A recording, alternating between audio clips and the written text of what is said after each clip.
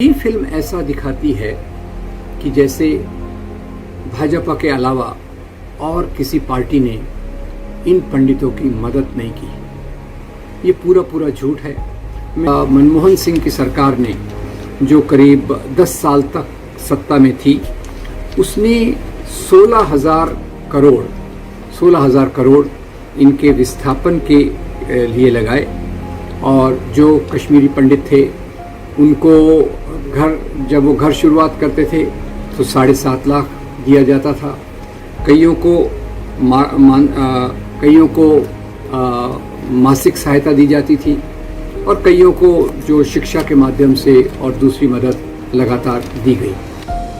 और ये जो फिल्म का प्रमोशन किया जा रहा है सरकार की तरफ से और धर्म के नाम वाले संगठनों के माध्यम से, उसमें एक और चीज़ देखने को मिल जा रही है कि फिल्म के बाद लोग खड़े होकर मुस्लिम विरोधी नारे लगाते हैं और जैसे पहले दिल्ली के दंगों के पहले कहा गया कि गोली मारो वगैरह वगैरह, उस प्रकार के नफरतपूर्ण बातों को सामने रखते हैं।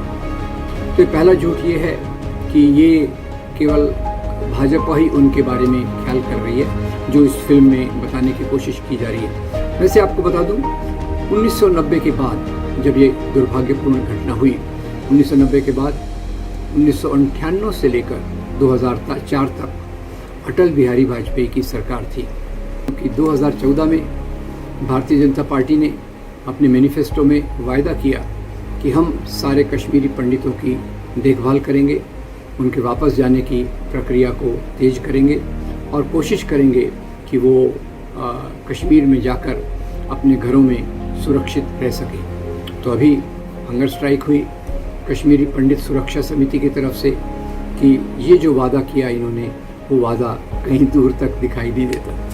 और ये सरकार जो अभी छाती पीट कर कह रही है कि ये फिल्म में सच्चाई है, इसको देखो, अब वो फिल्म के बारे में भी उनकी कितना एक प्रकार से वो गलत तथ्यों का सहारा ले रहे हैं, ये हमारे सोचने के लिए बात ज़रूरी है। अब दूसरा, उससे भी जो खतरनाक बात को खड़ा किया जा रहा है वो ये कि कश्मीर के मुस्लिम, वहाँ के मुसलमानों, वहाँ के कश्मीर के मुसलमान ये कश्मीरी पंडितों के खिलाफ थे। अब ये जो वातावरण पैदा किया जा रहा है ये इतना झूठ है कि जिसका कोई तुलना नहीं है। ये झूठ का पूरा पुलिंदा है कि कश्मीर की जो संस्कृति है वो 3 आधार पर बनी है। उसको कश्मीरियत कहते हैं। एक, वेदांत के मूल्य, जैसा आप देखेंगे अभी भी श्रीनगर में शंकराचार्य जी का मंदिर है। दूसरा, बौद्ध धर्म के सिद्धांत। और तीसरा, सूफी धर्म की शिक्षाएं। 1990 के पहले किसी ने ये बात नहीं सुनी थी बड़े पैमाने पर कि उन्हें इस प्रकार से प्रताड़ित किया जा रहा है। हाँ, निश्चित रूप से 1985-86 के बाद से थोड़ा उनको टारगेट किया गया, पर उसके पहले इतने सालों तक मुसलमान मेजॉरिटी स्टेट में पंडित रह रहे थे, तो उनके आपसी संबंध कैसे होंगे, इसको गलत बताना ये मेरे ख्याल से एक मानवीय अपराध है। खैर, तो कश्मीर का जो मुद्दा हुआ उसको हम थोड़ा देख लें कि इसका हिंदू मुसलमान से कोई लेना देना नहीं था, कि ये केवल कश्मीरी पंडितों को नहीं मारा गया। जो मेरे पास आंकड़े हैं इन किताबों के आधार पे, उनमें करीब 1500 लोगों की हत्या हुई। मैं ये रफली आंकड़े दे रहा हूँ, उस पर मेरा ज़्यादा जोर नहीं है।